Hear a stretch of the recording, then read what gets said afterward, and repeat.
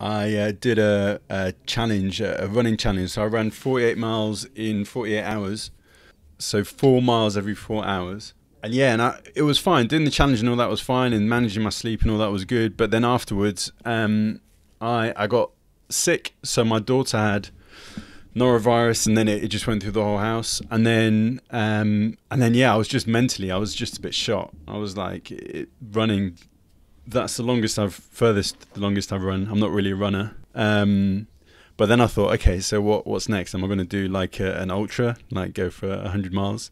Who knows? Mentally, that was the thing that got me, and I wasn't expecting it, to be perfectly honest, because I thought, oh, I'd run and it's fine. I'll be a bit tired because of the sleep and all that.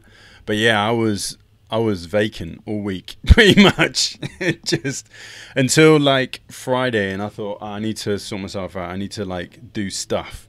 So I just started doing menial stuff.